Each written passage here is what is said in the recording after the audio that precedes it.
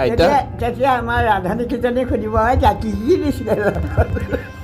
বৰ ঠাক বনাম মানে